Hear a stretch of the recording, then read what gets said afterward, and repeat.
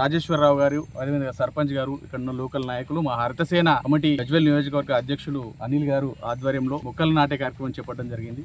ఈ రోజు 25 మొక్కలు ఈ గ్రామంలో నాటాము. 25 మొక్కలు ఎందుకు నాటారని చెప్పి మీరు అడగొచ్చు. ఏదైతే BRS party silver Jubilee function లో భాగంగా 24 సంవత్సరాలు పూర్తి చేసుకుని 25 సంవత్సరాల్లోకి అడుగు పెడుతున్న సందర్భంగా ఏదైనా ఒక మంచి శుభప్రదంగా శుభ కార్యక్రమంతో మొదలు పెట్టాలనే ఒక ఉద్దేశంతో మాజీ రాజ్యసభ సభ్యులు జోగినపల్లి సంతోష్ కుమార్ గారు గ్రీన్ ఛాలెంజ్ హరితసేనలో భాగంగా మొక్కలు నాటే కార్యక్రమం చేపట్టారు.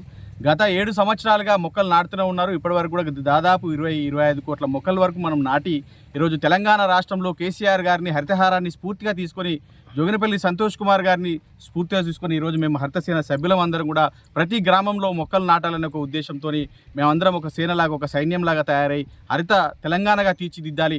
గత ప్రభుత్వంలో కేసీఆర్ గారి ప్రభుత్వంలో ఈ తెలంగాణ రాష్ట్రంలో పచ్చదనంతో ఎంతో సస్యశ్యామలంగా ఉన్న రాష్ట్రం ఈరోజు కాంగ్రెస్ ప్రభుత్వంలో సరే చెట్లు ఎట్లా నాటలేరు, వాళ్ళు హరితహారం కార్యక్రమాన్ని ముందు తీసుకెళ్తలేరు. అయినప్పటికీ కూడా చెట్లు నాటకపోతే కానీ కనీసం ఉన్న చెట్ల కన్నా దోసడి నీళ్లు పోసే పరిస్థితి లేదు. అంత దౌర్భాగ్యమైన పాలనలో ఈ కాంగ్రెస్ ప్రభుత్వం పరిపాలన చేస్తూ ఉంది.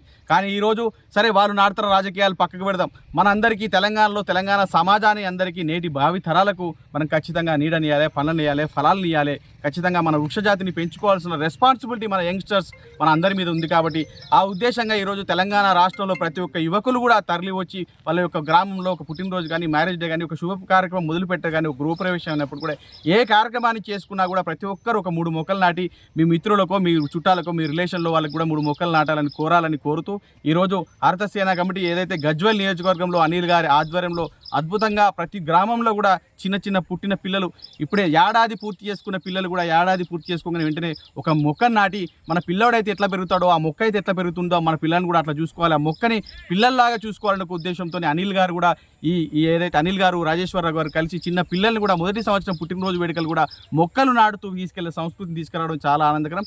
ఇదే విధంగా రేపు కేసీఆర్ గారి సభకు రజతోత్సవ భాగంగా 10 లక్షలకు పైగా జనాలు వచ్చే ఉద్దేశం ఉందని తెలుస్తూ ఉంది. కేసీఆర్ గారు మాట్లాడి ఈరోజు ఈ కాంగ్రెస్ ప్రభుత్వంలో దౌర్భాగ్యమైన ప్రభుత్వంలో తెలంగాణ రాష్ట్రం ఆగమైంది, అవినీతి ఎక్కువైపోయింది, అలవి కానీ హామీలు ఇచ్చి తెలంగాణ రాష్ట్రాన్ని ఆగం చేశారు. కాబట్టి మళ్ళీ మా కేసీఆర్ రావాలా, మా కేసీఆర్ సభకు మేము వెళ్ళాలా, మా కేసీఆర్ గారు ఏం చెప్తారో వినాలి. ఒక్కసారి మోసపోయినాం, గోసపడుతున్నాం, మళ్ళీ మోసపోం, గోసపడము.